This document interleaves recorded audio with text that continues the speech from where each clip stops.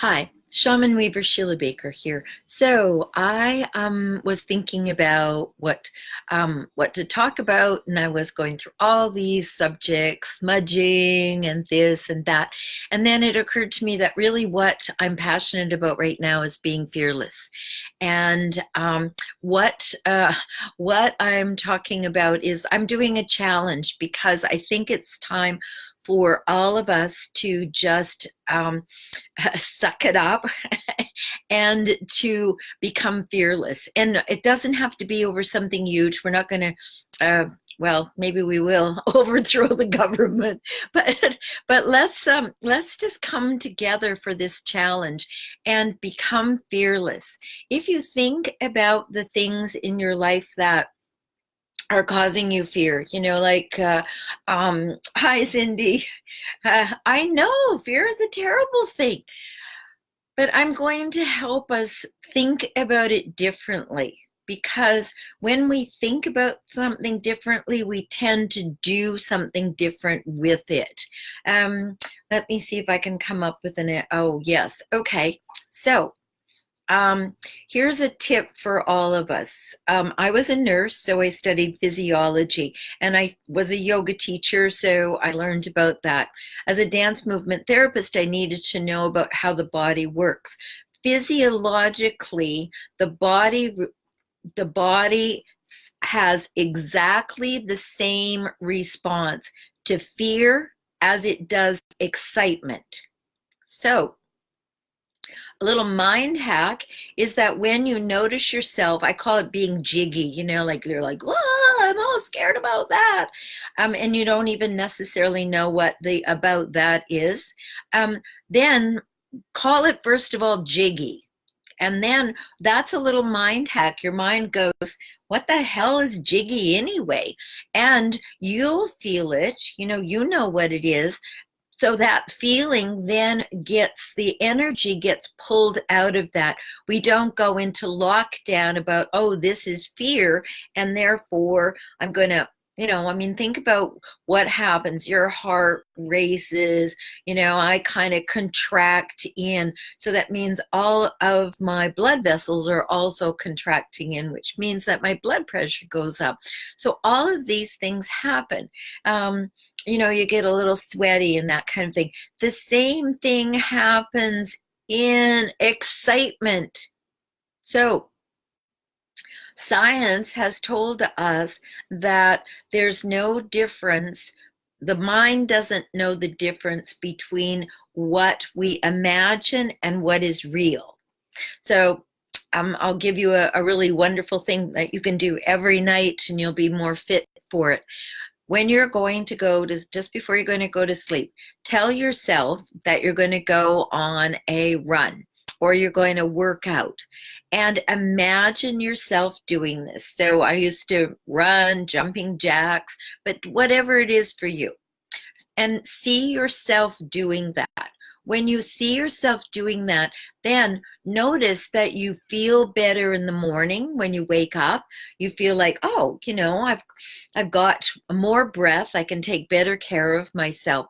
Those kinds of things that you do train your mind to work for you, as opposed to you working for your mind. When you tell it, I'm feeling this way, and physiologically the body is well, I can't say exactly. The body responds in a really similar kind of way. If you go and look up the symptoms of fear and then the symptoms of excitement, we don't even talk about it like that, do we? So if you look at those two things, what you're going to find is that the body responds the same. The mind is what gets everything going. So train your brain. Here's your little tip for you tonight. Train your brain to go, I'm experiencing these feelings. First of all, don't allow it to just jump into fear. If it jumps into fear, then say, oh, I'm feeling excited. I'm feeling the symptoms of excitement. And that will start to have you be more calm, more relaxed, and more at ease. So if it happens that, hey, Natalie, thank you for loving it. It's great. Stacy, hi, how are you doing?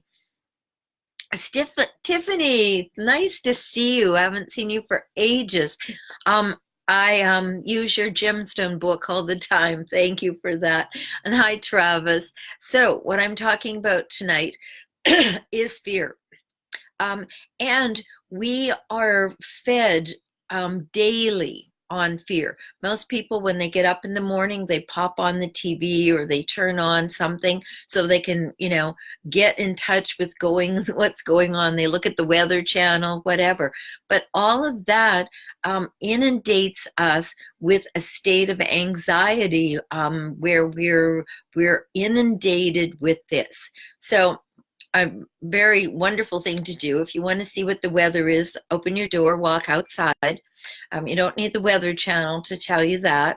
And, if you're worrying about the rain, just take an umbrella. I mean, if you're around here, close to where I am, and this is the Pacific Northwest. So allow yourself some spaciousness. And what I mean by that is in the morning, don't get up and immediately plug in.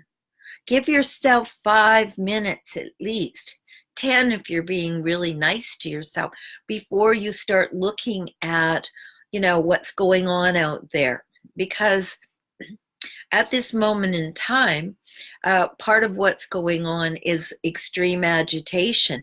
And when you remove yourself from that, then you can live more peacefully and more harmoniously. You might notice that if you do that, you're not as crazy. You're not telling everybody, get in the car, and that you're just a little more relaxed. And that's just with 5 little minutes.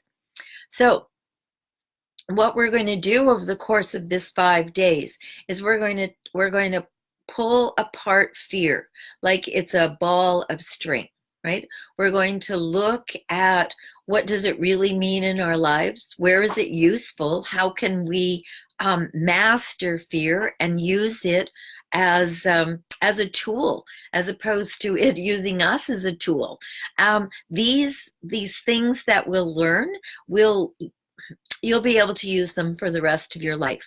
And by the end of the 5 days, you'll have figured out some ways to, I don't want to say deal with it, but let me think about, to transform it and transmute it into a helpful ally. So I put the bit.ly link up there for you to join me. Hope you have an awesome evening, and watch where it is that you are fearless. Where, maybe is it in your house? Is it somewhere else? Just notice where it is that you don't feel any fear, and then call that place sanctuary. That's my home for me. My home is a sanctuary. So create sanctuary. Thanks everybody for tuning in. Have an awesome, awesome rest of your evening. Oh, wait, before you go, this is the card that I pulled for all of us as I was thinking about the fear. So what this card says is, this is the everything is gonna be all right card. Your problems are no bigger than a small child on a small pony. All right, stay dry. Bye-bye. Thanks for the love.